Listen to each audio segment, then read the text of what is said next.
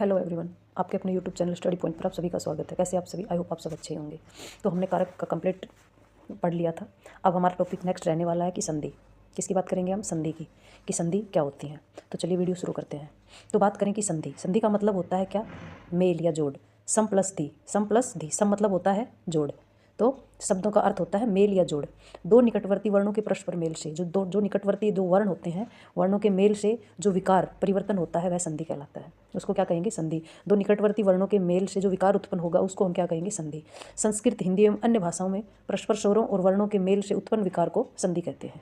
सभी भाषाओं में क्या होता है? ये इनके जो परस्पर जो स्वरों और वर्णों के जो मेल से जो उत्पन्न जो विकार उत्पन्न होता है उसको संधि कहते हैं। जैसे सम प्लस तोष, तो सम प्लस तोष से क्या बन गया? संतोष।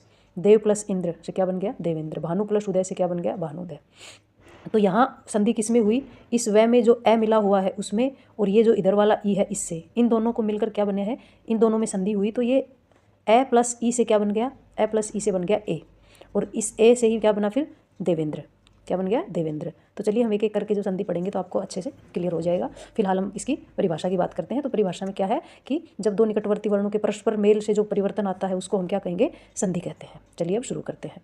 अब संधि के भेद। अब संधि के भेद की तो बात करें तो संधि के कितने भेद हैं? संधि के 3 भेद हैं। पहला कौन सा है? स्वर संधि। स्वर संधि को हम अच संधि भी कहते हैं। क्या कहते हैं? अच संधि भी कहते हैं। फिर है व्यंजन संधि। व्यंजन संधि को हम हल संधि भी कहते हैं, क्योंकि व्यंजन को हल भी कहते हैं और स्वर को अच भी कहते हैं, इसलिए स्वर संधि कह दो या अच संधि कह दो, व्यंजन संधि कह दो या हल संधि कह दो। फिर तीसरा है विसर्ग संधि। विसर्ग, ये जो दो डॉट होती है इनको हम विसर्ग बोलते हैं, ये विसर्ग संधि है।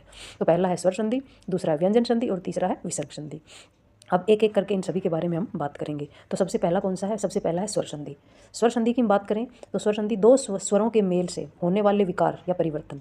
दो जो स्वर हैं, स्वर का स्वर के साथ मेल होने से जो विकार या परिवर्तन होता है उसे हम स्वर संधि कहते हैं। उसे क्या कहेंगे हम? स्वर संधि। मतलब कि स्वर का स्वर के साथ मेल होना चाहिए।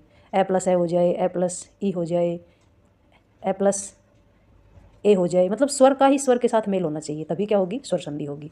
तो दो स्वरों के परस्पर मेल से जो विकार जो परिवर्तन होता है उसको हम क्या कहेंगे? उसको हम स्वर संधि कहेंगे। जैसे विद्या प्लस आलय। विद्या प्लस आलय से क्या बना? विद्यालय।